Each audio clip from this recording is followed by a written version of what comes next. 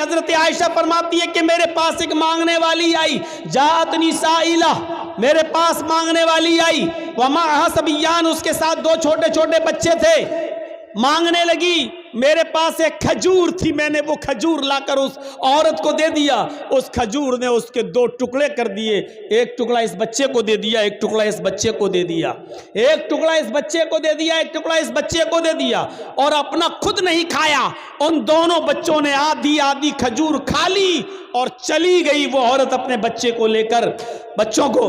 اللہ کے نبی صلی اللہ علیہ وسلم جب گھر میں آئے تو حضرت عائشہ نے پورا منظر بیان فرمایا، تو اللہ کے نبی صلی اللہ علیہ وسلم نے فرمایا وجبت علیہ الجنہ، عائشہ جو عورت اپنے بچوں کے کھانے پینے کی آزمائش میں مبتلا کر دی گئی، جو اپنے بچوں کی پرورش میں آزمائی گئی اور اس آزمائش میں پوری اترتی ہے، اس عورت کی اوپر جنت واجب ہے۔ یعنی اس عورت نے خود بھوکا رہ کر اپنے بچوں کو آدھی آدھی کھجور دے دی، اپنے بچوں کو ٹکڑے دے دیے کھجور کے، خود بھوکی رہ گئی، اللہ تعالیٰ نے اس عورت پر جنت واجب کر دی، یعنی اس عورت کی اوپر جنت فرض ہو گئی، جنت واجب ہو گئی۔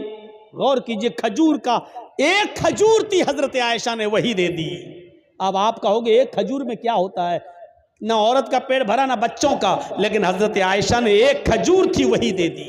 مسلم شریف کی حدیث میں 3 کھجوروں کا ذکر ہے، ایک کھجور اس عورت، 3 کھجور حضرت عائشہ نے اس عورت کو دے دی، اس عورت نے ایک کھجور اس بچے کو دے دی، ایک کھجور اس بچے کو دے دی، اور ایک کھجور اپنے کھانے کے لیے رکھ لی، بچوں نے اپنی اپنی کھجوریں کھا لی، اور ماں جب کھجور کھانے لگی تو بچے اپنی ماں کے کھجور پر جھپٹ پڑے، ماں کو رحم آ گیا، ماں نے دیکھا کہ بیٹوں نے، میرے بچوں نے اپنی اپنی کھجوریں کھا لی، لیکن ابھی بھوکے، تو ماں نے اپنی کھجور نہیں کھائی بلکہ اس کھجور کے 2 ٹکڑے کر کے آدھی اس کو دے دی، آدھی اس کو دے دی، اور ان بچوں نے یہ آدھی آدھی کھجور بھی کھا لی اور ماں نے خود کچھ نہیں کھایا۔ جب حضرت عائشہ نے یہ منظر اللہ کے نبی کو بتایا تو اللہ کے نبی کی آنکھوں میں آنسو آ گئے اور روتے ہوئے فرمایا وجبت علیہ الجنہ، اس عورت نے اپنے اوپر جنت واجب کر لی۔ کسی بھی نیکی کو حقیر مت سمجھو، چھوٹی سی چھوٹی نیکی کو بھی حقیر مت سمجھو۔ حضرت ابو بکر صدیق کے دور خلافت میں قحط پڑ گیا، قحط مطلب سوکھا، لوگوں کے پاس کھانے پینے کے لیے اناج نہیں ہے، غلہ نہیں ہے، سوکھا پڑ گیا، ابو بکر کا زمانہ ہے۔ حضرت عثمان غنی رضی اللہ تعالیٰ عنہ کے پاس ملک شام سے غلہ لدا ہوا، اونٹ آئے تھے جس پر غلہ لدا ہوا تھا، اور اونٹ کتنے تھے؟ 1000 اونٹ، 100 نہیں، 10 20 نہیں، 100 200 نہیں، 1000 اونٹ تھا جس پر اناج لدا ہوا تھا، غلہ لدا ہوا تھا۔ جب مدینے کے تاجروں کو پتہ چلا کہ اب عثمان غنی کے پاس 1000 اونٹ ہے غلے سے لدے ہوئے، تو ان کے پاس آئے اور کہنے لگے اے عثمان، کیا ان غلے کو بیچو گے؟ حضرت عثمان نے کہا مجھے پروفٹ کیا دو گے، نفع کیا دو گے؟ فرمایا آپ کے 10 روپے کا مال ہم 12 روپے میں لینے کے لیے تیار ہیں، 10 درہم کا مال 12 درہم میں لینے کے لیے تیار ہیں۔ حضرت عثمان نے فرمایا پھر چھوڑو، مجھے اس سے بھی زیادہ پروفٹ مل رہی ہے۔ کہا کہ اچھا 13 لے لو، آپ کا ہر 10 درہم کے مال پر 13 درہم ہم سے لے لو، ہم اس کو بیچیں گے جتنا چاہیں گے، قحط پڑا ہوا ہے، سوکھا پڑا ہوا ہے، ہمارا مال تو بکی جائے گا، آپ 10 کے درہم پر 13 درہم لے لو۔ حضرت عثمان کہتے ہیں مجھے اس سے بھی زیادہ مل رہا ہے، اور لاسٹ میں بولی لگتی ہے اے عثمان، ہم 10 کا مال 15 درہم میں لینے کے لیے تیار ہیں۔ حضرت عثمان کہتے رہنے دو، 10 درہم پر تم 15 درہم دو گے، لیکن مجھے اس سے بھی زیادہ پروفٹ مل رہی ہے۔ تب تمام لوگ اٹھ گئے، جتنے بھی بزنس مین تھے وہ اٹھ گئے اور کہنے لگے عثمان اگر اس سے زیادہ تمہیں مل رہا ہے تو اسی کو دے دو، ہم لوگ چل رہے ہیں، ہم لوگ جا رہے ہیں۔ جب وہ جانے لگے جتنے بزنس مین تھے تو پلٹ کر کہنے لگے عثمان ہم جا تو رہے ہیں، ہمیں اب نہیں چاہیے، 10 کا مال ہم 15 میں لینے کے لیے تیار ہیں، اس سے زیادہ ہم نہیں دے سکتے۔ اور آپ کہہ رہے ہیں اس سے بھی زیادہ ہمیں مل رہا ہے. مدینے کے سارے بزنس مین یہاں موجود ہیں, میری نظر میں اب کوئی باقی نہیں ہے. جو جتنا بڑا بزنس مین ہے وہ یہاں موجود ہے اور ہم سب لوگ یہاں ہیں. پھر مجھے اتنا تو بتا دو کہ 10 سے کا مال 15 میں لینے کے لیے ہم لوگ تیار ہیں, اس سے زیادہ تمہیں کون دے رہا ہے؟ سارے بزنس مین تو یہاں موجود ہیں, پھر تمہیں 10 کا مال 15 سے زیادہ لینے میں کون تیار ہے تمہارا؟ حضرت عثمان مسکراتے ہوئے جواب دیتے ہیں کہ اللہ, میرا اللہ مجھے اس سے بھی زیادہ پروفٹ دے رہا ہے. تم میرے 10 درہم کے مال کو 15 میں خریدو گے اور میرا اللہ 1 درہم کا مال 10 درہم میں لے رہا ہے. تم 10 کا 15 دو گے اور میرا رب 10 کا 100 دے رہا ہے, 1 کا 10 دے رہا ہے. تم 10 درہم کا مال 15 درہم میں لے رہے ہو اور میرا رب 10 درہم کا مال 100 درہم میں لے رہا ہے.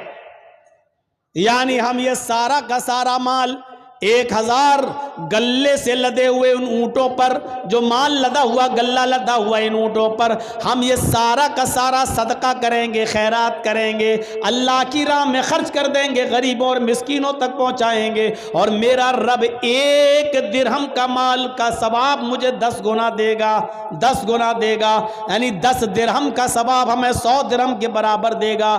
1000 گلے سے لدے ہوئے اونٹوں کے صدقے کا ثواب 10 گنا بڑھا کر, آپ غور کرو, 1000 کا 10 گنا بڑھا دو تو 10,000 گلے سے لدے ہوئے اونٹوں کا صدقہ کرنے کا ثواب ہمیں ملے گا. اس لیے آپ جائیے, ہمیں آپ کو مال نہیں بیچنا ہے. میں نے کہا چھوٹی سے چھوٹی نیکی کو بھی حقیر مت سمجھو. دیکھو حضرت عثمان غنی کو 10 کا 15 مل رہا تھا, لیکن اس کے باوجود غریبوں میں اور مسکینوں میں سارا کا سارا مال لٹا دیا, خرچ کر دیا, فی سبیل اللہ دے دیا. اب دیکھو یہاں تو مدرسوں کے لیے تعاون کے لیے کتنا منانا پڑتا ہے, کتنے جھانسے دینا پڑتے ہیں, کتنا بوتل میں اتارنا پڑتا ہے, تب جا کر 100 روپے اور 200 روپے اور 500 روپے اور 1000 روپے ہماری جیب سے نکلتے ہیں. حضرت عثمان غنی کی سخاوت سے سیکھو. 1000 گلے سے لدے ہوئے اونٹ, یہ بھی نہیں کہا چلو 1 اونٹ کا مال ہم خرچ کر دیتے ہیں اللہ کی راہ میں, نہیں, پورا کا پورا 1000 اونٹ گلے سے لدے ہوئے سب کا سب خرچ کر دیا اور سب کا سب صدقہ و خیرات کر دیا.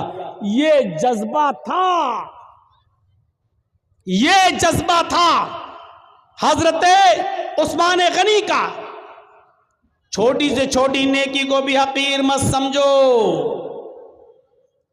حضرت ابوبکر صدیق کے دور خلافت میں, حضرت ابوبکر صدیق کے دور خلافت میں حضرت عمر کا معمول یہ تھا کہ رات میں اٹھتے, سنیے, رات میں اٹھتے اور تہجد کی نماز پڑھنے کے بعد فجر کی نماز سے پہلے, فجر کی نماز سے پہلے تہجد کی نماز پڑھنے کے بعد وہ رات میں نکل جاتے اور ایک بوڑھی عورت کے گھر پہ جاتے, اس کے برتن صاف کر دیتے, اس کے کپڑے دھل دیتے اور اس کے گھر میں جھاڑو لگا دیا کرتے تھے. کسی نیکی کو حقیر مت سمجھو. حضرت عمر فاروق کا معمول دیکھیے گا, کیا کر رہے ہیں, تہجد کی نماز پڑھی فجر کی نماز سے پہلے اور پھر چلے گئے, ایک بوڑھی عورت کے گھر گئے, اس کے برتن مانج دیے, اس کے کپڑے دھل دیے اور اس کے گھر میں جھاڑو لگا دیے. یہ ان کا معمول تھا, روزانہ یہ کام کیا کرتے تھے. ایک دن تہجد کی نماز پڑھ کے فجر کی نماز سے پہلے پہنچے, گھر میں جب گھسے تو کیا دیکھتے ہیں, برتن صاف ہیں. کپڑے دھلنا چاہا بوڑھی عورت کے, کیا دیکھ رہے ہیں, کپڑے دھلے ہوئے پڑے ہوئے ہیں. جھاڑو لی کہ جھاڑو سے گھر صاف کر دے تو کیا دیکھتے ہیں, گھر میں جھاڑو لگ چکی ہے. پوچھا ماں کون تھا, یہ آج گھر میں صفائی کیسے ہو گئی؟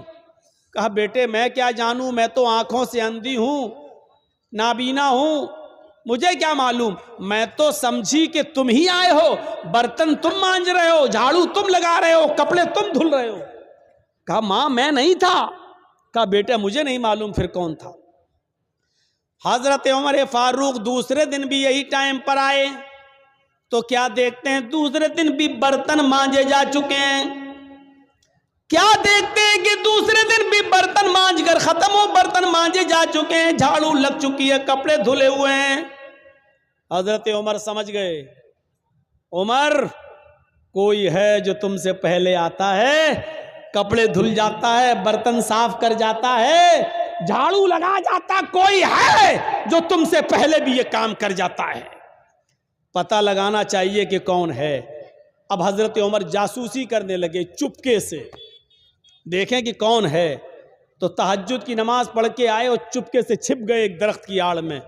کیا دیکھتے ہیں کہ ایک شخص اپنا چہرہ چھپایا ہوا چادر سے آتا ہے رات کے اندھیرے میں اور اسی بوڑھی عورت کے گھر میں چلا جاتا ہے, برتن مانجتا ہے, جھاڑو لگاتا ہے, کپڑے صاف کرتا ہے, اور اس کے بعد میں جب وہاں سے نکلتا ہے تو جیسے وہ گھر سے نکلتا ہے حضرت عمر فاروق نے اس کو پکڑ لیا. رکیے, اپنا چہرہ کھولیے تو کون ہے آپ, یہ میرا کام آپ کیسے کر رہے ہیں. اب اس نے کہا یہ میرا تیرا کیا لایا ہے, تم پہلے آ جاؤ, تم کر لو, ہم پہلے آ جائیں, ہم کر لیں, چہرہ نہیں دکھا سکتا. حضرت عمر نے کہا تمہیں اللہ کا واسطہ چہرہ کھولو, میں دیکھنا چاہتا ہوں کہ مجھ سے بھی پہلے یہ کام کون کرنے آتا ہے. جب اللہ کا واسطہ دیا اور جب چہرہ کھولا تو کیا دیکھتے ہیں کہ وہ کوئی اور نہیں حضرت ابو بکر صدیق رضی اللہ تعالیٰ عنہ خلیفہ ہیں. ارے آج آپ کے علاقے کا چیف منسٹر کسی غریب کے کپڑے کیا دھلے گا, آپ کے یہاں کا معمولی مکھیا اور سرپنچ بھی, آپ کے علاقے کا معمولی مکھیا اور معمولی سرپنچ بھی کسی غریب کے, کسی بوڑھی عورت کے کپڑے اپنے ہاتھ سے نہیں دھل سکتا ہے. حضرت ابو بکر صدیق رضی اللہ تعالیٰ عنہ خلیفۃ المسلمین ہیں, خلیفۃ المومنین ہیں. اور کیا حضرت عمر دیکھتے ہیں کہ کون کپڑے صاف کر رہا ہے, ابو بکر صدیق. کون ہے ابو بکر صدیق جو برتن مانج رہے ہیں, کون ہے جو گھر میں جھاڑو لگا رہا ہے, ابو بکر صدیق. میرے پیارے ساتھیوں, میں بتانا یہی چاہتا تھا کہ کسی بھی نیکی کو حقیر مت سمجھو, چھوٹی سے چھوٹی نیکی, یہ جھاڑو لگانا میرے بھائی ایک معمولی نیکی ہے, لیکن حضرت ابو بکر صدیق جھاڑو لگا رہے ہیں. برتن مانج دینا کوئی بہت بڑا کام نہیں ہے. اگر کسی آدمی کو اپنی انسلٹ کا خیال ہو تو بھلے ہی نہ مانجے, ورنہ برتن مانجنا کوئی بہت بڑا کام نہیں ہے. برتن مانج دینا, کپڑے دھل دینا, جھاڑو لگا دینا, یہ کوئی بہت بڑا کام نہیں ہے. لیکن حضرت ابو بکر ان کاموں کو بھی حقیر نہیں سمجھا کرتے تھے, حضرت عمر ان کاموں کو بھی حقیر نہیں سمجھا کرتے تھے. اس لیے فرمایا کوئی بھی چھوٹا سی چھوٹی نیکی کو بھی حقیر مت سمجھو. کھجور نہ ہو, کھجور کا ٹکڑا ہی صدقہ و خیرات کرو. میرے پیارے ساتھیوں, ان چیزوں کو اپنے ذہن میں رکھیے,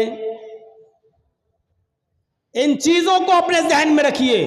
مسلمان وہ ہوتا ہے جو چھوٹی سے چھوٹی نیکی کو بھی معمولی نہیں سمجھتا ہے, اور مسلمان مومن وہ ہوتا ہے جو چھوٹے سے چھوٹا گناہ کو بھی پہاڑ سمجھتا ہے. ایک چیز یاد رکھیے گا, مسلمان کون ہوتا ہے جو چھوٹی سی چھوٹی نیکی کو بھی حقیر نہ سمجھے. مسلمان کون ہوتا ہے جو چھوٹے سے چھوٹے گناہ کو پہاڑ کے برابر سمجھے, بہت بڑا سمجھے. اور منافق کون ہوتا ہے جو بڑے سے بڑے گناہ کو بھی معمولی سمجھے. منافق کون ہوتا ہے جو بڑے سے بڑے گناہ کو بھی یہ سمجھے کہ ناک پر مکھی بیٹھی تھی ایسے اڑایا اور اڑ گئی, یعنی بڑے سے بڑے گناہ کو بھی وہ سمجھتا ہے جیسے ناک پر بیٹھی ہوئی مکھی کو اڑا دیا. یہ منافق ہوتا ہے, منافق. اندازہ لگا رہے ہیں آپ, مسلمان کبھی چھوٹی سے چھوٹی نیکی کو بھی حقیر نہیں سمجھتا, اور کوئی چھوٹے سے چھوٹے گناہ کو بھی معمولی نہیں سمجھتا بلکہ بہت بڑا گناہ سمجھتا ہے. صحابہ کرام فرماتے ہیں, اے لوگوں جن گناہوں کو تم معمولی سمجھ کر کر جاتے ہو. ہم اللہ کے نبی کے زمانے میں, ہم رسول اللہ صلی اللہ علیہ وسلم کے زمانے میں, ہم چھوٹے سے چھوٹے اور معمولی سے معمولی گناہ کو بھی پہاڑ کے برابر سمجھا کرتے تھے, پہاڑ کے برابر جانا کرتے تھے. ہم نبی اکرم صلی اللہ علیہ وسلم کے زمانے میں معمولی سے معمولی گناہ کو بھی پہاڑ کے برابر سمجھا کرتے تھے. اور مسلمان کی پہچان یہ ہے کہ اس کے سامنے ایک راستہ مصیبت کا ہو اور دوسرا راستہ معصیت, گناہ اور نافرمانی کا ہو. ایک راستہ تو ہو مصیبت کا, پریشانی کا, اور دوسرا راستہ ہو گناہ کا. تو مسلمان وہ ہوتا ہے جو مصیبت کے راستے کو اختیار کر لیتا ہے لیکن گناہ کے راستے کو اختیار نہیں کرتا. اب میں مثال دوں گا, ذرا سنیے گا میرے پیارے ساتھیوں. مسلمان وہ ہوتا ہے جس کے سامنے اگر دو راستے آ جائیں, ایک طرف پریشانی کا راستہ, مصیبت کا راستہ, اور دوسری طرف گناہ کا راستہ. کوئی کام کرنے میں پریشانی ہے اور اس کام کو نہ کرنے میں عیش و آرام ہے, لیکن گناہ ہے. تو مسلمان وہ ہوتا ہے جو پریشانی اور مصیبت کا راستہ اختیار کرتا ہے. حضرت یوسف علیہ السلام کو دیکھیے, چھوٹے ہیں, بچے ہیں, اور ان کے بھائیوں نے برگلا لیا اپنے ماں باپ کو, اپنے باپ یعقوب علیہ السلام کو بہکا لیا. اے ہمارے ابو, ہم یوسف کو اپنے ساتھ لے جاتے ہیں جنگل میں, ہمارے ساتھ کھائے گا, پیے گا, کھیلے گا, دوڑے گا.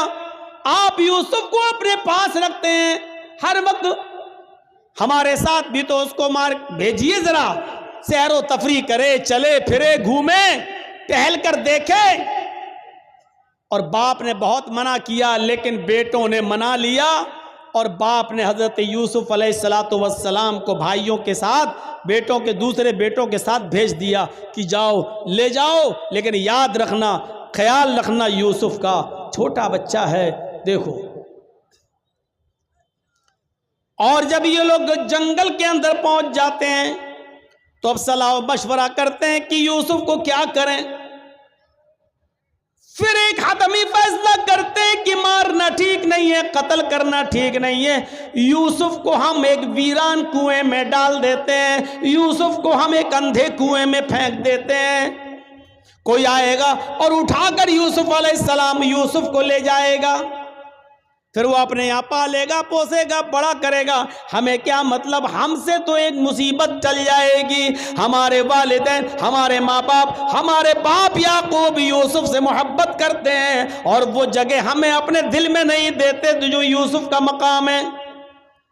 پھر ان لوگوں نے عزم مصمم کر لیا اور یوسف علیہ السلام کو ایک کنویں کے اندر پھینک دیا, کنویں میں ڈال دیا, اور روتے ہوئے اپنے گھر آتے ہیں. ایک یوسف علیہ السلام کی قمیض اتار لی, ان کا کرتا اتار لیا, اور ایک بکری کو ذبح کر کے بکری کا جھوٹا خون, بکری کا خون اس قمیض میں لگا کر لے آئے. اور جب اپنے گھر پہ آتے ہیں تو اپنے ابا سے کہتے ہیں, یعقوب علیہ السلام سے کہتے ہیں, یا آبانا, آئے ہمارے ابو جان, انا ذهبنا نستبق وتركنا يوسف عند متاعنا فاكله الذئب. اے ابو جان, ہم یوسف علیہ السلام کو لے گئے اور ہم کھیل کود میں لگ گئے. نستبق, ہم کھیل کود میں لگ گئے, ہم دوڑ بھاگ میں لگ گئے. وَتَرَكْنَا يُوسُفَ عِنْدَ مَتَاعِنَا, اور یوسف کو اپنے سامان کے پاس چھوڑ دیا کہ تم اس کی دیکھ ریکھ کرنا. ہم لوگ ادھر ادھر کھیل کود میں لگ گئے. فَأَكَلَهُ الذِّئْبُ, بھیڑیا آیا اور بھیڑیا یوسف علیہ السلام کو کھا گیا. بھیڑیا آیا اور بھیڑیے نے یوسف کو پھاڑ دیا. اے ہمارے ابو, آپ ہماری بات پر ایمان کیوں لائیں گے, آپ ہماری بات کیوں مانیں گے؟ وَمَا أَنْتَ بِمُؤْمِنٍ لَنَا, آپ ہماری بات کیوں مانیں گے؟ وَلَوْ كُنَّا صَادِقِينَ، اگرچہ ہم سچے ہی کیوں نہ ہوں، ہم سچ بول رہے ہیں پھر بھی آپ کو ہماری بات کا یقین نہیں ہوگا۔ اپنے ماں باپ سے یہ بات کہہ دی یعقوب علیہ السلام سے۔ ادھر ایک قافلہ آیا، سنیے، ادھر ایک قافلہ آیا، اس کو پیاس لگی تو کنویں کے پاس چلا گیا، اس نے ڈول ڈالا، ڈول، اس یوسف علیہ السلام اس ڈول میں بیٹھ گئے، اس نے جب کھینچا تو ڈول بھاری لگا، اس نے جھانک کر دیکھا تو ایک چھوٹا بچہ پڑا ہوا ہے یوسف۔ اس نے قافلے والوں کو خوشخبری سنائی، یا بشرا ھذا غلام، اے قافلے والوں خوشخبری سنو، یہ تو ایک بچہ پڑا ہے، یہاں تو ایک لڑکا پڑا ہوا ہے، بچہ بڑا خوبصورت بچہ یہاں کنویں میں پڑا ہوا ہے۔ نکالا، مصر کے بازار میں لے گئے اور وہاں اس بچے کو بیچ دیا گیا۔ اور جانتے ہو اتنا خوبصورت بچہ یوسف علیہ السلام، جن کی خوبصورتی کا ذکر قرآن میں موجود، لیکن اس خوبصورت بچے کی قیمت بھی کیا لگی مصر کے بازار میں، جانتے ہو؟ ان کو پیسہ چاہیے تھا، کہتے ہیں کہ کوئی چوری کا مال ہو یا ایسا کوئی مال ہو تو آدمی جلدی ہٹاتا ہے، کبھی کبھی 20,000 کا موبائل 2,000 میں دے کے چلا جاتا ہے کہ جلدی ہٹے، جلدی سے نکلے اور پکڑا جائے تو دوسرا پکڑا جائے، ہم نہ پکڑے جائیں۔ ایسی انہوں نے دیکھا کہ یہ یوسف ہمیں ملے تو جلدی سے ان کو ہٹا دیا جائے، اور مصر کے بازار میں جب بولی لگی تو جانتے ہو بہت کم قیمت میں ان کو بیچ دیا گیا۔ وَشَرَوْهُ بِثَمَنٍ بَخْسٍ دَرَاهِمَ مَعْدُودَةٍ، قرآن کے الفاظ دیکھو میرے بھائیوں، ان لوگوں نے چند سکوں میں یوسف کو بیچ دیا، چند ٹکوں میں، چند کھوٹے سکوں میں یوسف کو بیچ دیا۔ لو، یوسف علیہ السلام بادشاہ مصر کے مہمان بنے، دھیرے دھیرے بادشاہ مصر کے پاس پہنچے۔ بادشاہ مصر نے اپنی بیوی سے کہا یہ بچہ ہے، اس کی دیکھ ریکھ کرو، آگے چل کر ہو سکتا ہے کہ ہم اس کو بیٹا بنا لیں، دیکھو اس کی خدمت کرو، دیکھ بھال کرو۔ اور بادشاہ مصر کے گھر میں یوسف کی پرورش ہونے لگی، دھیرے دھیرے بڑے ہوتے گئے، اور ایک دن آیا کہ یوسف علیہ السلام اپنی جوانی کو پہنچ گئے، یہاں خوبصورتی اپنی قیامت برپا کر رہی تھی، اور یہاں یوسف علیہ السلام جوان ہو گئے، اور ادھر بادشاہ مصر کی بیوی کا دل ہچکولے لینے لگا، وہ اس غلام پر، یوسف علیہ السلام پر اندر ہی اندر دل و جان سے فریفتہ تھی، دل و جان سے قربان تھی۔ دھیرے دھیرے یہ چرچا مصر کی عورتوں میں ہونے لگا، اور مصر کی عورتیں اور عورتوں میں کسی بات کا چرچا بہت جلدی ہوتا ہے، کوئی بھی بات ہو اگر آپ کو بہت جلدی پھیلانا ہو تو بس 2-4 عورتوں میں پھیلا دو، شام تک ہوتے ہوتے پورے گاؤں میں آٹومیٹک پھیل جائے گی۔ یہ بات مصر کی عورتوں میں پھیل گئی، او بادشاہ کی بیوی، اوہو اپنے غلام پہ مرتی ہے، اپنے غلام کو دل دے بیٹھی ہے، اپنے غلام کے ساتھ منہ کالا کرنا چاہ رہی ہے، اپنے غلام کے ساتھ یہ حرکت کرتی ہے۔ بادشاہ مصر کی بیوی کے چرچے جب مصر کی عورتوں میں ہونے لگے تو اس عورت نے، یعنی بادشاہ کی بیوی نے ساری عورتوں کو دعوت دے دی، غور کیجئے، ساری عورتوں کو دعوت دے دی، سب کے سامنے پھل رکھ دیے، سب کو چھریاں دے دی، اور جب وہ پھلوں کو کاٹنے لگی تو اس عورت نے، بادشاہ مصر کی بیوی نے یوسف علیہ السلام سے کہا اے یوسف ان عورتوں کے سامنے سے گزر جاؤ۔ یوسف علیہ السلام ان عورتوں کے سامنے سے گزر رہے ہیں، اپنی مالکن کی بات ماننا پڑے گی۔ یوسف علیہ السلام اپنے مالک کی بیوی کی بات مانتے ہوئے ان عورتوں کے سامنے سے گزر رہے ہیں۔ جب ان عورتوں کے سامنے سے گزرے تو ان عورتوں نے جب یوسف علیہ السلام کو دیکھا، یوسف علیہ السلام کو دیکھا، قرآن کہتا ہے وہ پھل کاٹ رہی تھی، بجائے پھل کاٹنے کی وَقَطَّعْنَا أَيْدِيَهُنَّ، انہوں نے اپنی اپنی انگلیاں کاٹ ڈالی، انہوں نے اپنے اپنے انگلیوں پر چھریاں چلا لی، اپنی اپنی انگلیوں کو کاٹ ڈالا۔ اور جب یوسف پر نظر پڑی تو چیخ پڑی، ما ھذا بشر ان ھذا الا ملک کریم، یہ کوئی انسان نہیں ہے، ما ھذا بشر، یہ کوئی انسان نہیں ہے، ان ھذا الا ملک کریم، نہیں یہ تو ایک معزز اور مکرم فرشتہ نظر آتا ہے، یہ کوئی انسان لگتا ہی نہیں ہے، دیکھو کتنا خوبصورت ہے، کتنا حسین و جمیل ہے، یہ کوئی انسان نہیں، یہ تو کوئی بزرگ فرشتہ نظر آ رہا ہے۔ مطلب سمجھ رہے ہیں؟ ابھی صرف بادشاہ کی بیوی فریفتہ تھی یوسف پر، اب مصر کی ساری عورتوں نے دل دے بیٹھا یوسف کو۔ ہر عورت چاہنے لگی کہ یوسف ہمارے ہو جائیں، یوسف ہمارے ہو جائیں۔ ایک فتنہ کھڑا ہو گیا۔ اب بادشاہ کی بیوی نے کہا، دیکھا، دیکھ لیا تم نے، اب بتاؤ اس میں میری کیا غلطی ہے؟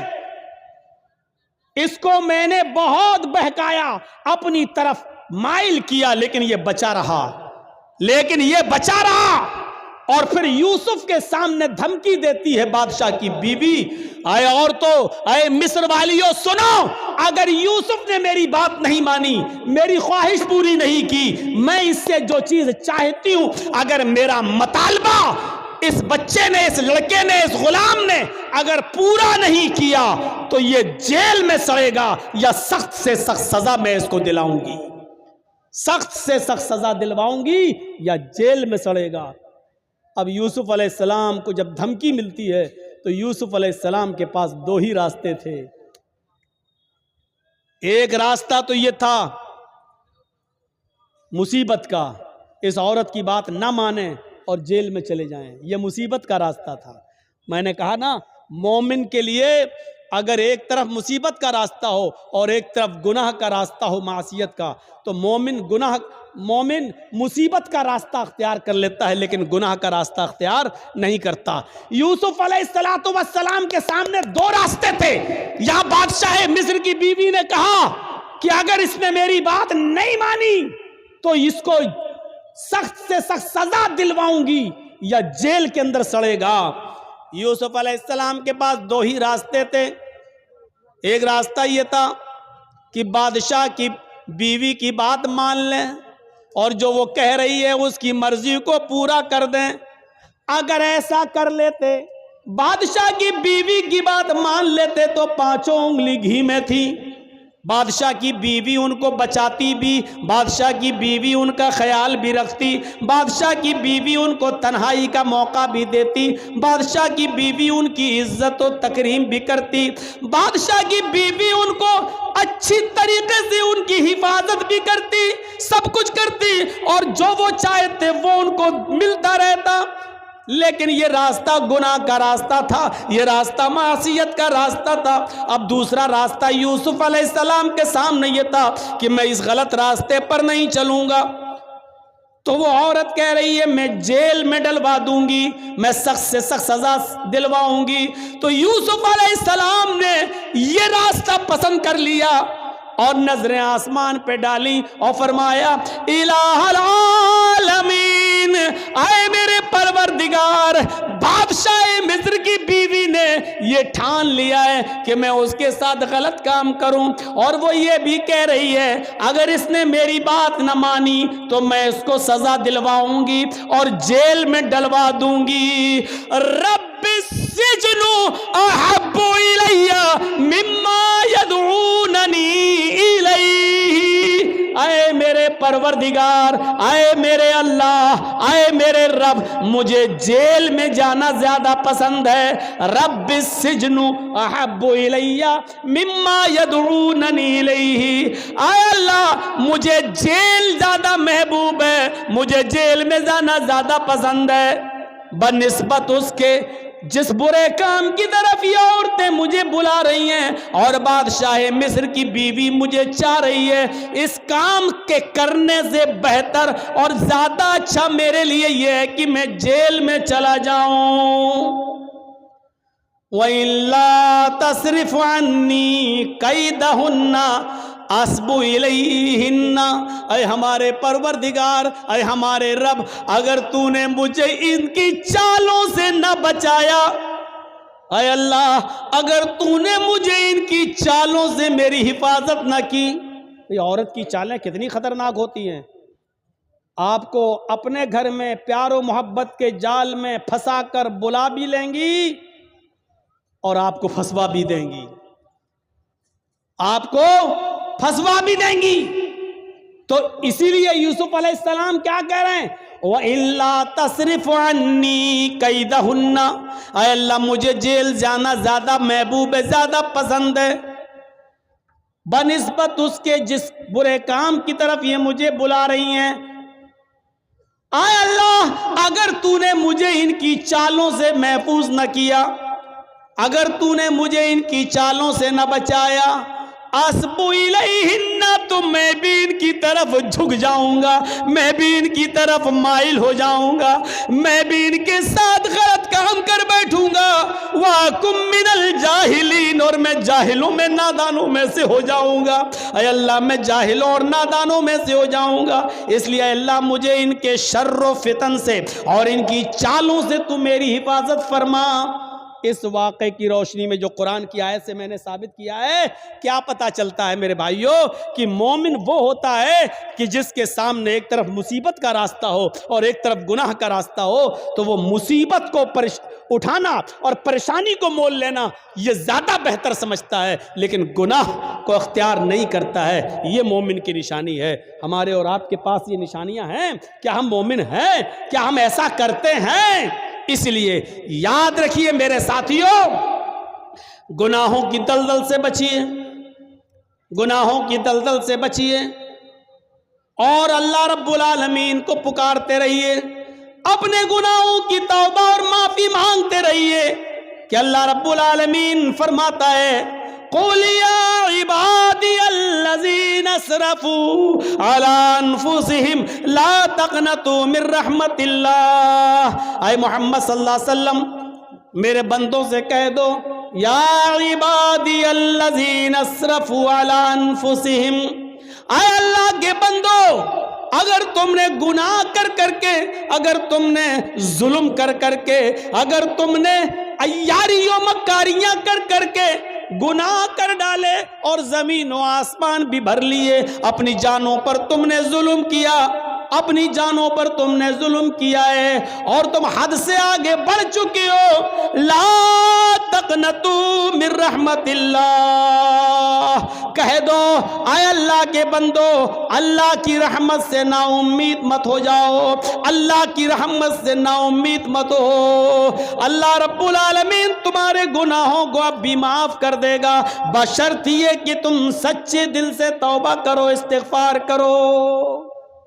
میرے بھائیوں یاد رکھیے گا، میں نے خطبہ مسنونہ کے بعد جو آیت پڑھی ہے وہ اسی سے متعلق ہے، توبہ اور استغفار سے۔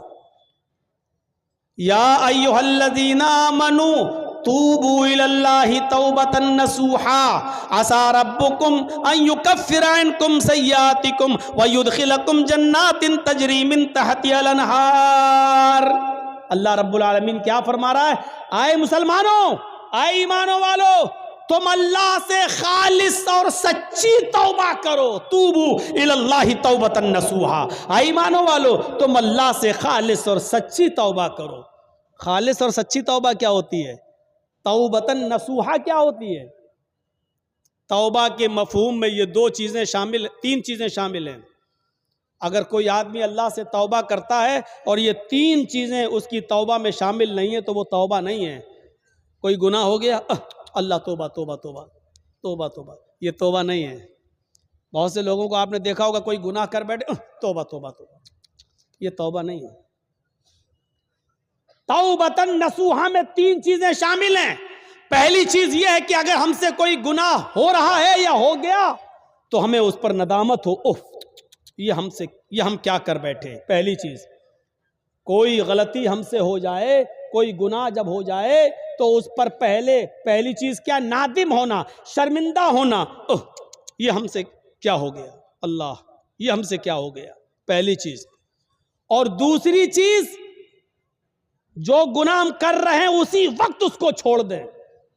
مان لیجئے شراب پی رہے ہیں، 2 ہی گھونٹ پیے تھے، ہٹا یہ مجھ سے کیا ہو گیا، توبہ توبہ استغفر اللہ، یہ کیا ہو گیا، یہ تو حرام چیز ہے۔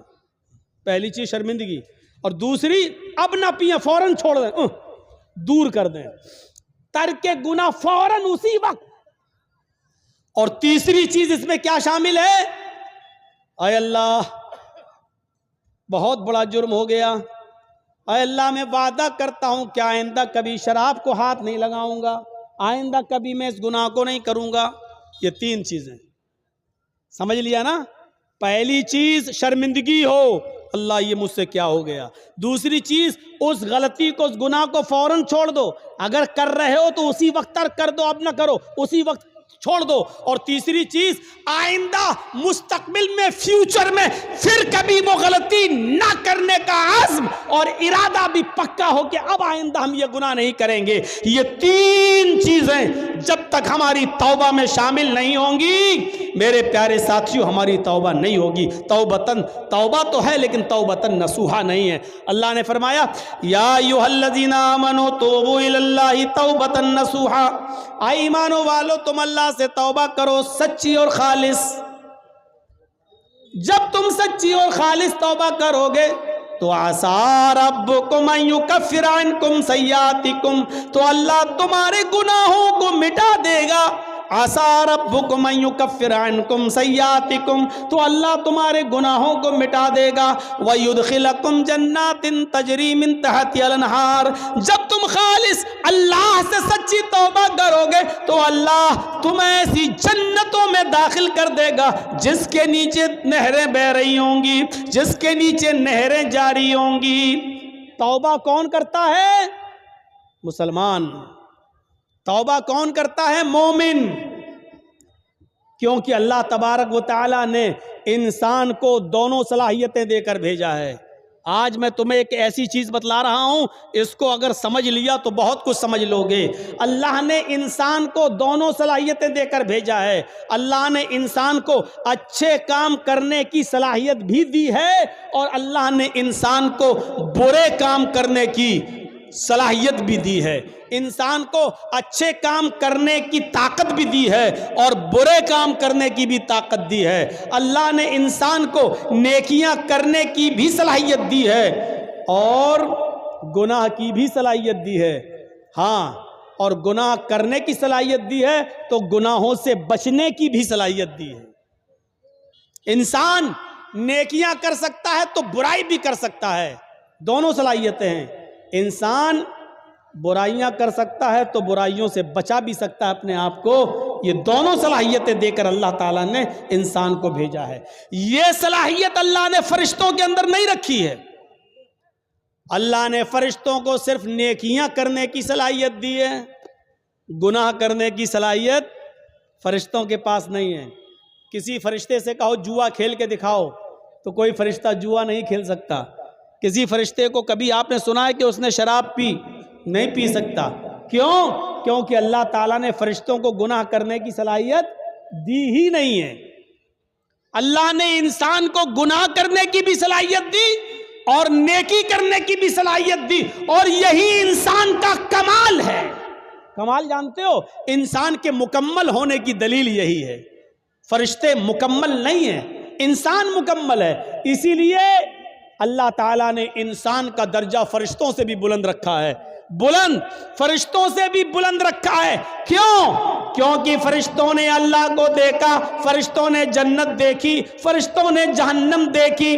فرشتوں نے تو جنت جہنم دیکھی ہے، اگر وہ اللہ کی ہر وقت عبادت کرتے ہیں تو یہ کوئی کمال نہیں ہے۔ کمال تو یہ ہے کہ ہم نے اور آپ نے اور مسلمانوں نے جنت نہیں دیکھی پھر بھی جنت میں جانے کی خواہش، جہنم نہیں دیکھی پھر بھی جہنم سے بچنے کی خواہش۔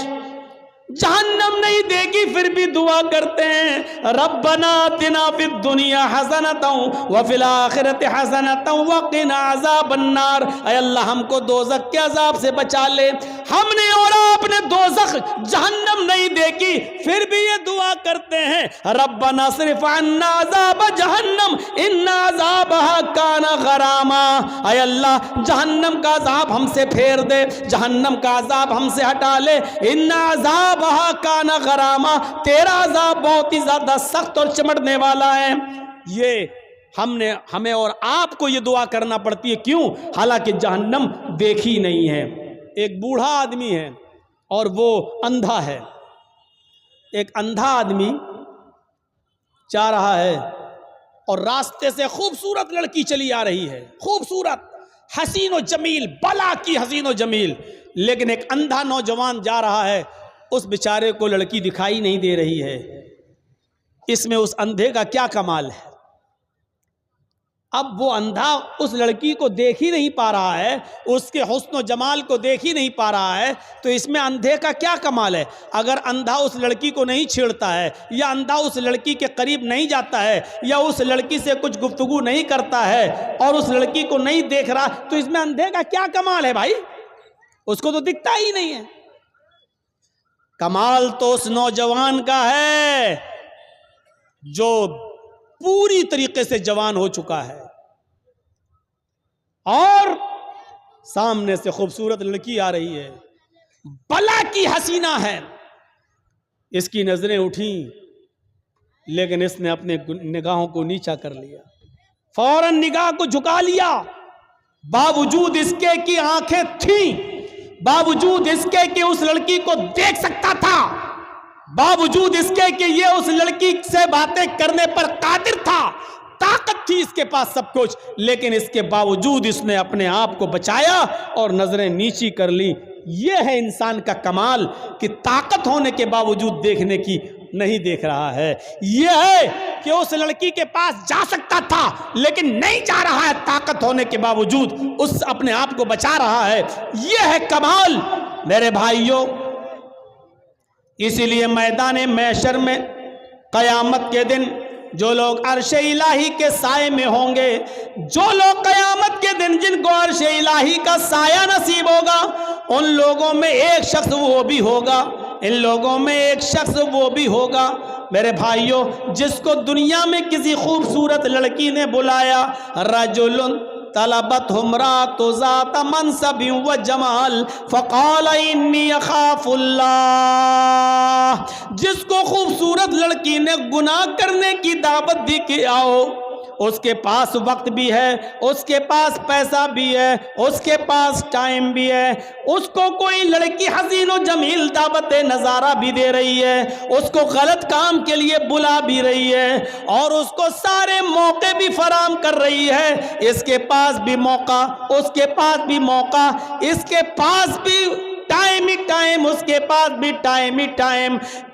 जिना की ताकत होने के बावजूद और सारे असबाब होने के बावजूद, सारे रास्ते खुले हुए होने के बावजूद भी मेरे भाइयों, इस आदमी ने उस लड़की से कह दिया इन्नी अख़ाफ़ुल्लाह, तुम अपना घर जाओ, तुम अपना रास्ता देखो, मैं अपना रास्ता देखता हूँ, मुझे अल्लाह सा खौफ है, मैं अल्लाह से डरता हूँ, मैं तुम्हारे करीब नहीं आ सकता, मैं तुम्हारी बहकी बहकी बातों का शिकार नहीं हो सकता। इन्नी अख़ाफ़ुल्लाह, मुझे अल्लाह का डर है, मैं तेरे करीब नहीं आऊंगा।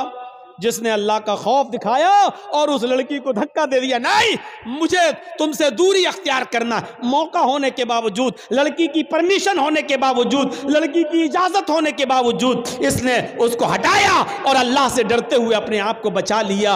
यह है कमाल।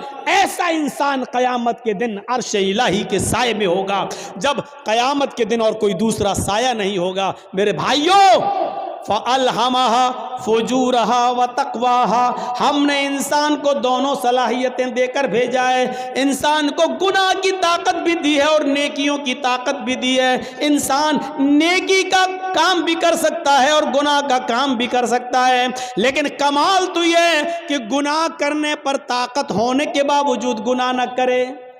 فرشتے گناہ کر ہی نہیں سکتے کیونکہ گناہ کی طاقت ہی نہیں ہے، اور ہم اور آپ گناہ کر سکتے ہیں، گناہ کی طاقت ہونے کے باوجود ہم گناہ نہ کریں تو یہ ہے کمال۔ اور اسی لیے انسان کا درجہ اللہ رب العالمین نے فرشتوں سے بھی بلند کر دیا۔ کیوں؟ کیونکہ اس کے اندر گناہ کی طاقت تھی، لیکن اس کے باوجود اس نے اپنے آپ کو بچا لیا۔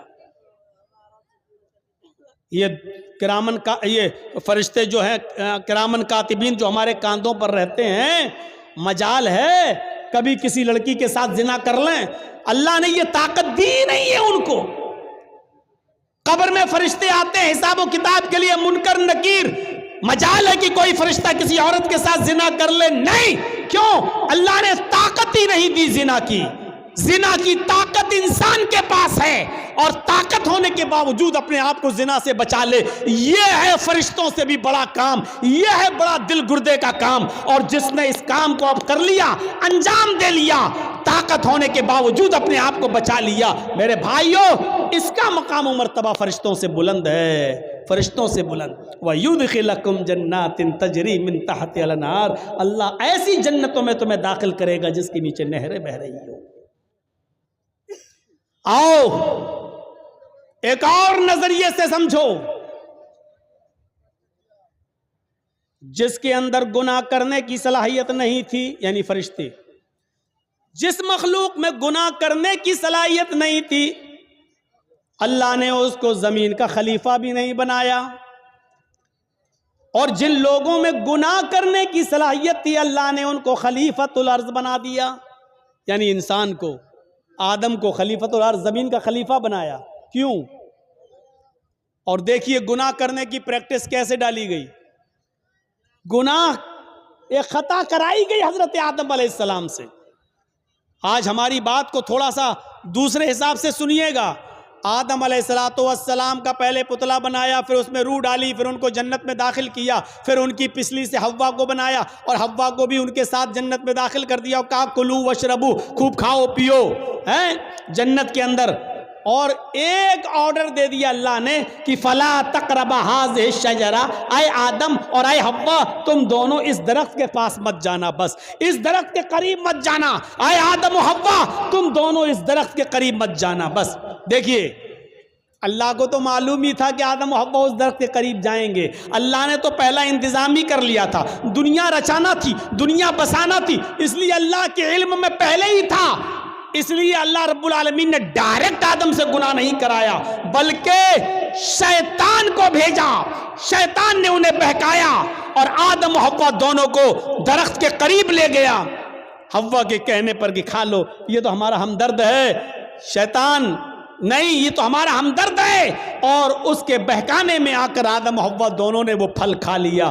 بس یہی خطا حضرت آدم اور حوا سے ہوئی نہیں بلکہ کرائی گئی، غلطی ان سے کرائی گئی، اور اللہ کو پہلے معلوم تھا۔ جیسی آدم و حوا دونوں نے اس درخت کے پھل کو کھایا، جنتی لباس ان کے جسم سے اتر گیا، انہوں نے بڑے بڑے پتوں سے، درخت کے بڑے بڑے پتوں سے، جنت کے درختوں کے پتوں سے اپنا جسم چھپایا۔ یہ انسان کی فطرت ہے، یہ انسان کی فطرت ہے۔ آج آپ دیکھ سکتے ہو علاقوں میں گھوم گھوم کر کہ کون کس پوزیشن میں رہتا ہے۔ میرے بھائیوں آدم کی بیوی ہے حوا، اور میاں بیوی میں کوئی پردہ نہیں ہے، لیکن اس کے باوجود جب جنتی لباس دونوں کے جسم سے اترا تو انہوں نے جنت کے درختوں کے بڑے بڑے پتوں سے اپنے سطر کو چھپایا، اپنے شرمگاہ کو، اپنے سطر کو چھپایا، یعنی سطر چھپانا یہ انسان کی فطرت میں داخل ہے۔ میرے پیارے ساتھیوں پھر اللہ رب العالمین نے دونوں کو جنت سے باہر کر دیا۔ اے آدم و حوا دونوں نے آج میری نافرمانی کی ہے، اب تم دونوں کے لیے جنت حرام ہے، اب تم دونوں یہاں سے نکلو۔ اللہ چاہتا تو اس غلطی کی بنا پر جہنم میں ڈال سکتا تھا، لیکن نہیں، چونکہ اللہ کو دنیا بسانا تھی، اللہ کو دنیا رچانا تھا، اللہ کو دنیا میں بھیجنا تھا، اس لیے آدم و حوا دونوں کو دنیا میں بھیج دیا۔ اب جاؤ، اب سنو، غلطی تو ہوئی، اور غلطی بھی مخلوق ہے، اور مخلوق کا خالق اللہ رب العالمین ہے۔ دنیا میں کوئی ایسی بیماری پیدا ہی نہیں ہوئی کہ اللہ نے بیماری پیدا کی ہو اور اس کا علاج نہ اتارا ہو، کوئی بیماری دنیا میں ایسی ہے ہی نہیں جس کا علاج نہ اتارا ہو، الا الموت، موت کے علاوہ۔ اب آپ کہو مولانا کیا بات کرتے ہو، کینسر کا کوئی علاج نہیں ہے۔ انسان کی عقل ابھی وہاں تک نہیں پہنچی ہے۔ کل تک ٹی بی کا علاج نہیں تھا، لیکن آج ٹی بی کا علاج آ گیا کہ نہیں آ گیا؟ کل تک بہت سی بیماریوں کا علاج نہیں تھا، لیکن آج پاسبل ہو گیا ہے۔ ہو سکتا ہے کل انسان کا علم اس کو کینسر کی کھوج میں بھی کامیاب کر دے اور کینسر کا علاج بھی انسان ڈھونڈ لے۔ صرف موت کے ہر چیز اور ہر بیماری کا علاج اللہ نے اتارا ہے۔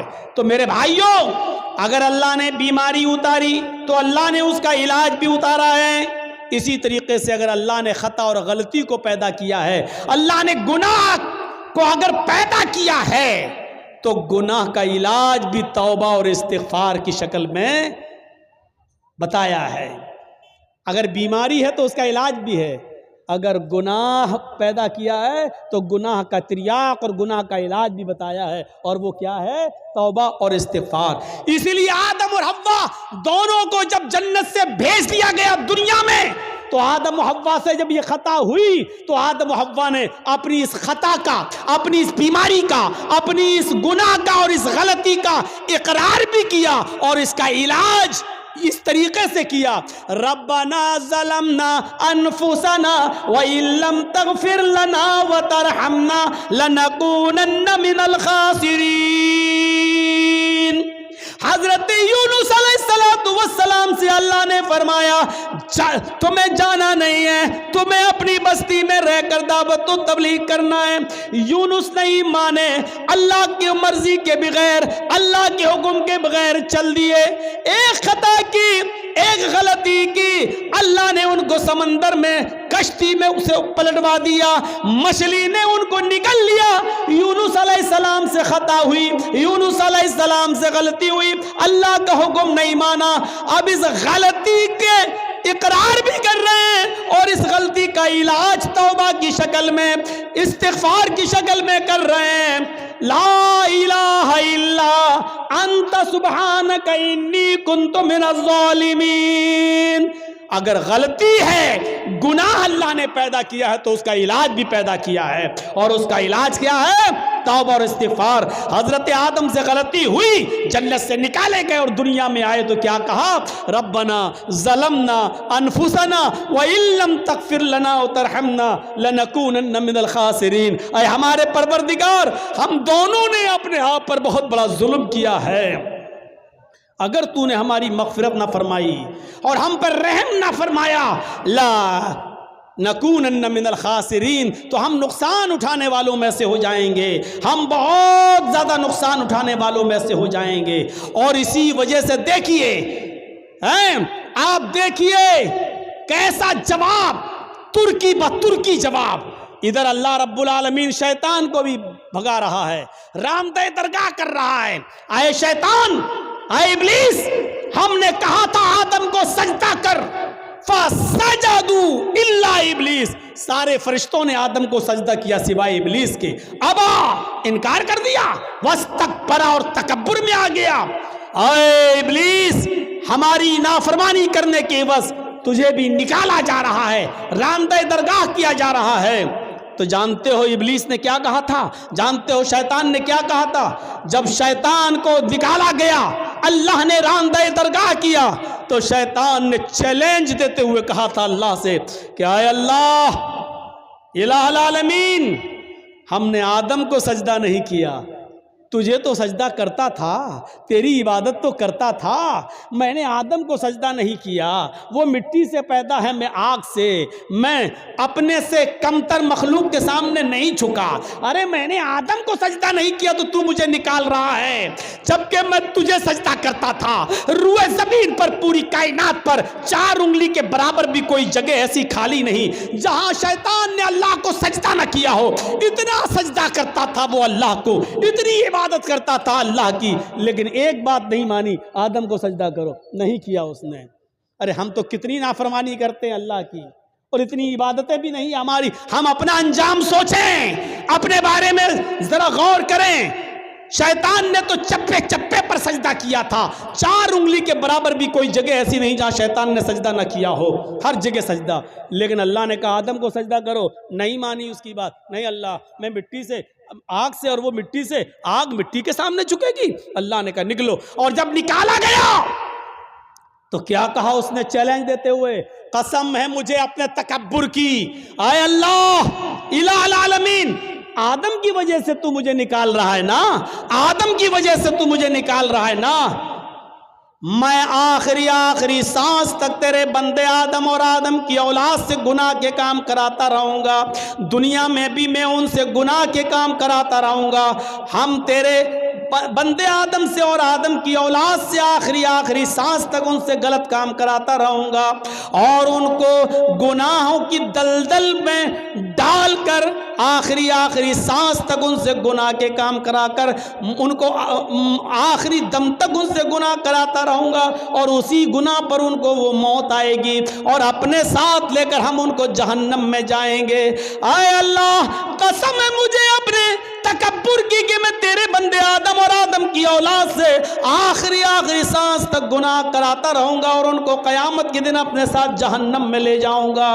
تو ادھر اللہ نے اس کے چیلنج کو قبول کرتے ہوئے ترکی بترکی جواب دیا، اے ابلیس جا تو میرے بندے کو آخری وقت تک بہکا، جا تو آدم کی اولاد سے آخری وقت تک گناہ کے کام کرا، جا میں تجھے اجازت دیتا ہوں آخری وقت تک تو میرے بندوں کو بہکاتا رہے اور ان سے گناہ کے کام کراتا رہے اور تو ان کو اپنے ساتھ جہنم میں لے جاتا رہے، جا مجھے تیرا یہ چیلنج قبول ہے، لیکن قسم ہے مجھے بھی اپنے عزت و جلال کی، میں بھی اپنے بندے کے آخری وقت تک کی توبہ کو قبول کرتا رہوں گا، میں اپنے بندے کے آخری وقت تک کے گناہ کو معاف کر دوں گا اگر اس نے سچی اور خالص توبہ کی، یعنی توبۃ نصوحا، اگر میرے بندے نے خالص اور سچی توبہ کی تو میں اپنے بندے کی اس توبہ کو قبول کر کے اور آخری وقت تک کے گناہ کو معاف کر کے اپنے بندوں کو جنت میں داخل کرتا رہوں گا۔ تو آخری سانس تک گناہ کراتا رہے گا، میں آخری سانس تک اپنے بندے کی توبہ کو قبول کرتا رہوں گا، تو آخری سانس تک جہنم میں لے جانے کی کوشش میں رہے گا، میں آخری سانس تک اپنے بندے کو بخش کر جنت میں داخل کرنے کی کرتا رہوں گا۔ میرے بھائیوں ترکی بترکی جواب، اس لیے توبہ اور استغفار کرو۔ کیا لگتا ہے آپ کو اتنا سا جملہ کہنے میں؟ گناہ اللہ نے اتارا ہے تو اس کا علاج توبہ اور استغفار بھی اتارا ہے۔ کوئی گناہ ہو جائے فوراً کہو استغفر اللہ ربی من کل ذنب واتوب الیہ، اور اڑتے بیٹھتے چلتے پھرتے یہ جملہ پڑھتے رہو۔ کتنا سا جملہ ہے یار، استغفر اللہ ربی من کل ذنب واتوب الیہ، اڑتے پھرتے چلتے پھرتے کھاتے پیتے جملے پڑھتے رہو۔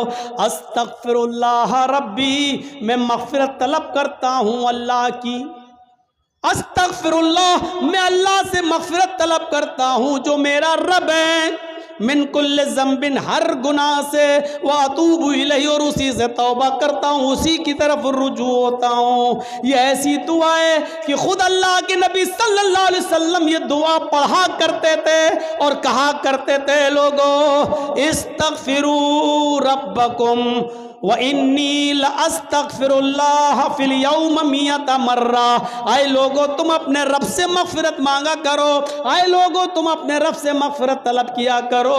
اِنِّي لَأَسْتَغْفِرُ اللَّهَ فِي الْيَوْمِ 100 مرہ، محمد رسول اللہ کا یعنی میرا حال یہ ہے کہ میں ایک دن میں 24 گھنٹے میں صبح اور شام میں 100 سے زیادہ بار اللہ سے مغفرت طلب کرتا ہوں، اللہ سے استغفار کرتا ہوں۔ میرا حال یہ ہے کہ میں 100 سے زیادہ بار اللہ سے مغفرت طلب کرتا ہوں۔ اللہ تعالیٰ نے اپنے نبی محمد رسول اللہ کو حکم دیا وَقُلْ رَبِّ اغْفِرْ وَارْحَمْ وَأَنْتَ خَيْرُ الرَّاحِمِينَ، وقر رب اغفر، اے محمد صلی اللہ علیہ وسلم کہہ دو، یہ کہتے رہو رب اغفر، اے اللہ میری مغفرت فرما، ورحم میرے اوپر رحم فرما، وانت خیر الراحمین، اور تو بہت زیادہ رحم کرنے والا ہے۔ میرے بھائیوں ان جملوں کو ادا کرتے رہیے۔ اللہ کے نبی بھی کہتے تھے وَإِنِّي لَأَسْتَغْفِرُ اللَّهَ فِي الْيَوْمِ 100 مرہ، اللہ کے نبی بھی کہا کرتے تھے استغفر اللہ ربی من کل ذنب واتوب الیہ، یہ مغفرت طلب کرنا بہت ضروری ہے۔ اور جانتے ہو مغفرت کے فائدے کیا ہیں؟ مغفرت کے فائدے کیا ہیں؟ حضرت نوح علیہ السلام نے اپنی قوم سے کہا تھا، جب قحط پڑ گیا، بہت زیادہ سوکھا پڑ گیا، تو اپنی قوم کے لوگوں سے کہا تھا، کیا کہا تھا؟ وَاسْتَغْفِرُوا رَبَّكُمْ إِنَّهُ كَانَ غَفَّارًا، اے میری قوم کے لوگوں اپنے رب سے مغفرت طلب کرو، اے میری قوم کے لوگوں اپنے رب سے مغفرت طلب کرو۔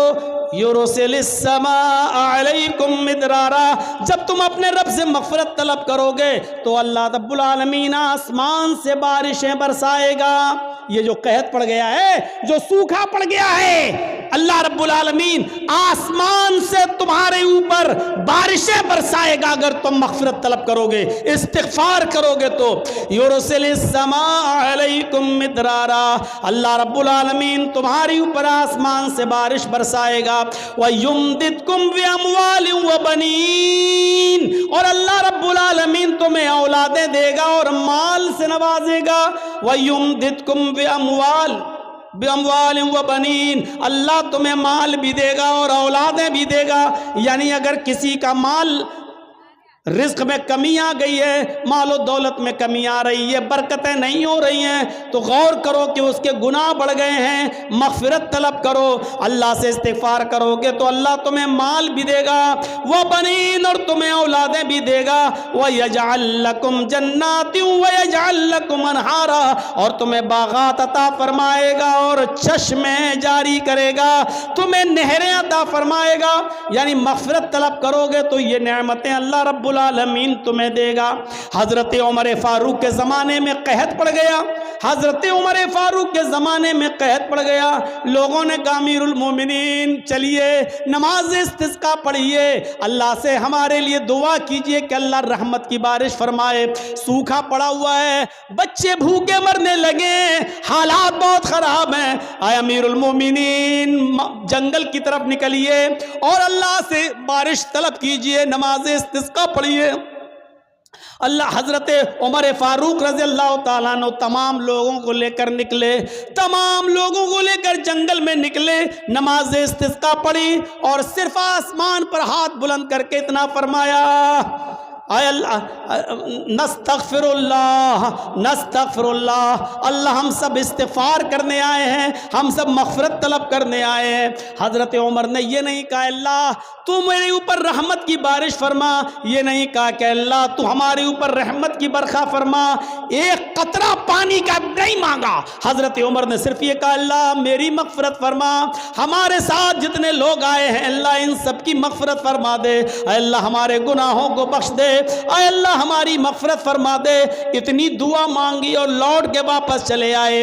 جب اپنے گھر پہ آئے تو تمام لوگوں نے گھر گھیر لیا، حضرت عمر باہر نکلے، لوگوں نے کہا امیر المومنین یہ کیا ہو گیا آپ کو، آپ جنگل میں ہم سب کو لے کر نکلے، ہم نے سوچا نماز استسقاء کے بعد آپ اللہ سے دعا کریں گے کہ اللہ ہمارے اوپر رحمت کی بارش فرمائے، آپ نے بارش کے لیے ایک لفظ بھی اللہ سے نہیں مانگا، آپ نے ایک قطرہ پانی بھی اللہ سے دعا نہیں کی، اور آپ مغفرت کی دعا کر کے چلے آئے۔ فرمایا اے لوگوں کیا تم نے یہ نہیں پڑھا وَاسْتَغْفِرُوا رَبَّكُمْ إِنَّهُ كَانَ غَفَّارًا، اپنے رب سے مغفرت طلب کرو، وہ بہت ہی زیادہ بخشنے والا ہے۔ يُرْسِلِ السَّمَاءَ عَلَيْكُمْ مِدْرَارًا، جب مغفرت طلب کرو گے تو اللہ آسمانوں سے موسلا دھار بارش برسائے گا۔ لوگوں میں نے بارش نہیں مانگی ہے لیکن بارش جن گناہوں کی وجہ سے رکتی ہے، میں نے مغفرت کی دعا کر کے، مغفرت طلب کر کے آسمان کے ان دروازوں کو جھنجھوڑ دیا ہے، آسمان کے ان دروازوں میں سوراخ کر دیا ہے، آسمان کے ان دروازوں میں چھید کر دیے ہیں جہاں سے بارش آتی ہے۔ ہم نے مغفرت طلب کر کے آسمان کے دروازوں کو ہلا دیا ہے۔ انتظار کرو، انشاءاللہ بارش کے قطرے آنے والے ہیں۔ ایک دن گزرا تھا کہ پھر موسلا دھار بارش ہوتی ہے۔ میرے بھائیوں، جن گناہوں کی وجہ سے بارش رکتی ہے، اور بارش جب نہ ہوا کرے تو سمجھ جاؤ کہ ہمارے گناہوں کی وجہ سے بارش رکی ہوئی ہے۔ جن کو اللہ نے اولاد نہیں دی، سمجھ لو کہ ہمارے گناہوں کی وجہ سے اللہ نے ہمیں اولاد نہیں دی ہے۔ جن کے مال و دولت میں کمی واقع ہو رہی ہے، وہ سمجھ لے کہ ہمارے گناہوں کی وجہ سے ایسا ہو رہا ہے۔ فرمایا وَيُمْدِدْكُمْ بِأَمْوَالٍ وَبَنِينَ، اگر تم اللہ سے مغفرت طلب کرو گے تو اللہ مال بھی تمہیں دے گا اور اولادیں بھی دے گا، آسمان سے موسلا دھار بارش بھی برسائے گا، اور تمہیں باغات بھی دے گا اور نہریں بھی دے گا، یعنی کنویں، پانی، چشمہ، اور کھیتی باڑی، اناج، غلہ، پھل فروٹ، یہ ساری چیزیں تمہیں کب دے گا؟ جب تم مغفرت کی دعا کرو گے۔ تو میرے پیارے ساتھیوں، یہ مغفرت کا معاملہ ہے۔ اس لیے میں نے کہا یا ایھا الذین آمنوا توبوا الی اللہ توبۃ نصوحا، ایمانوں والو اللہ رب العالمین سے سچی اور خالص توبہ کرو۔ لیکن یہ ساری نعمتیں ہمیں تبھی ملیں گی جب ہم خالص اور سچی توبہ کریں گے۔ اپنے معاشرے کی اصلاح کرو، اور اب گناہ بار بار مت کرو، گناہوں پر نادم ہونا سیکھو۔ اور دیکھیے آج کے اس اوریانیت کے دور میں، کل میں نے جس کی طرف اشارہ کیا تھا میرے بھائیوں، آج ان تمام گناہوں کی وجہ سے آج اللہ کی نعمتیں ہم سے چھین لی جاتی ہیں، اور اس طریقے کا سبق حاصل کرنا چاہیے ہر جلسے والوں کو بھی۔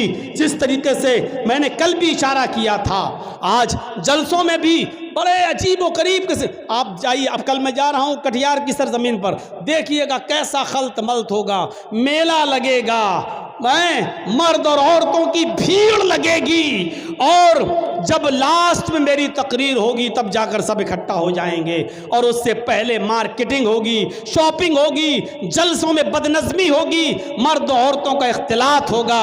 میرے بھائیوں، یہ بڑی اچھی چیز ہے جو ہمیں نیما کے جلسے میں دیکھنے کو ملتی ہے، کہ اللہ کا شکر ہے کہ یہاں کے لوگ اس طریقے کا انتظام کرتے ہیں کہ مردوں کا عورتوں کے ساتھ اور عورتوں کا مردوں کے ساتھ اختلاط نہ ہونے پائے ہیں، اور دکانوں پر عورتیں نہ آئیں، اس طریقے کا انتظام کرتے ہیں۔ اور یہ بہت بڑی چیز ہے۔ بہت سے دکان والے بیچارے لڑتے بھی ہیں کہ آپ کیوں لیڈیز کو روک رہے ہیں، کیوں نہیں آنے دیتے ہیں ہماری دکان پر، ہم چند روپیہ کمانے کے لیے۔ میرے بھائیوں، آج جلسے والوں نے بھی جلسے دوسری سرزمینوں پر اسی لیے کرنا شروع کیا۔ لوگوں نے ان کو مشورے دیے، بھائی میلے ٹھیلے بند کرو، تو جانتے ہو کیا کہتے ہیں؟ اگر میلہ نہیں لگائیں گے تو بھیڑ نہیں ہوگی، اور بھیڑ نہیں ہوگی تو عورتیں نہیں آئیں گی، اور عورتیں نہیں آئیں گی تو ہمارے جلسے میں چندہ نہیں ہوگا۔ یعنی ان کو جلسے کا مقصد دینداری نہیں ہے، ان کا جلسہ کرانے کا مقصد صرف چندہ اور تعاون ہے، دین کا حصول نہیں ہے۔ وہ کہتے ہیں کہ جب تک دکانیں نہیں لگیں گی، میلہ نہیں لگے گا، عورتیں نہیں آئیں گی، اور جب عورتیں نہیں آئیں گی تو بھیڑ نہیں ہوگی، اور جب بھیڑ نہیں ہوگی تو چندہ نہیں ہوگا۔ میرے بھائیوں، جب ہماری سوچ یہ ہو جائے تو ایسے جلسوں سے پھر کیا فائدہ ہوگا، اور کیا ہمیں ملے گا، اور کیا ہم سیکھ کر نکلیں گے؟ انما الاعمال بالنیات، سارے عملوں کا دار و مدار تو نیتوں پر ہے۔ اور جب ہماری نیت میں پہلے ہی یہ ہے کہ ہم جلسے میں میلہ اس لیے لگاتے ہیں کہ عورتیں آئیں، اور عورتوں کو اس لیے بلاتے ہیں تاکہ بھیڑ ہو، اور بھیڑ اس لیے ہوتا کہ ہمارے مدرسے کا چندہ ہو، تو ایسے جلسوں سے ہمیں کچھ نہیں ملے گا۔ کوئی دین اور کوئی دینداری ہمارے ماحول میں اور ہمارے سماج میں نہیں آئے گی۔ اس لیے دعا کیجئے کہ اللہ رب العالمین ہماری بھی اصلاح فرمائے، ہمارے جلسوں کی بھی اصلاح فرمائے، اجلاس کی بھی اصلاح فرمائے۔ یہی چند باتیں مجھے آپ کے سامنے رکھنا تھیں۔ اس امید کے ساتھ رخصت ہوتا ہوں کہ انشاءاللہ ہم گناہوں سے بچیں گے، اور ہم گناہوں پر نادم ہوں گے، گناہ کو ترک کریں گے، اور آئندہ کبھی اس گناہ کو دوبارہ نہ کرنے کا عزم اور حوصلہ پیدا کریں گے۔ الہ العالمین تو ہمارے گناہوں کو بخش دے، ہمیں معاف فرما دے، ہمارے گناہوں کو اے اللہ تو نیکیوں سے بدل دے۔ الہ العالمین جب تک تو ہمیں زندہ رکھ، اسلام پہ زندہ رکھنا، اور جب ہمارا خاتمہ ہو تو ایمان پر ہمارا خاتمہ فرمانا۔ وما علینا الا البلاغ المبین۔ व आखिरु दअवाना अनिल हम्दुलिल्लाहि रब्बिल आलमीन। सलामु अलैकुम व रहमतुल्लाहि व बरकातुहू। आप लोग बना तो रहे हैं वीडियो, लेकिन किसी का भी अगर हमने थंबनेल गलत देख लिया लड़की लड़की बनाते हुए मेरे फ़ोटो के साथ, तो उस चैनल का नाम लेकर उसको यहाँ से हम हटाएंगे आइंदा। तो ये याद रखिएगा, इस वक्त कुंभ वाला मेला चल रहा है और बहुत ज़्यादा इस वक्त यूपी के हालात अच्छे नहीं हैं, लिहाजा अपनी कमाई हासिल करने के लिए किसी दूसरे को मुसीबत में डालना यह आपके लिए अच्छा नहीं होगा। मजबूरी है, हमारी सब पर हमारी नज़र है। जिस चैनल पर हमें ऑब्जेक्शन होगा उस चैनल को आप ही लोगों के ज़रिए हटवाएंगे और हम लगने नहीं देंगे फिर। इसलिए थंबनेल पर आप कंट्रोल कीजिएगा।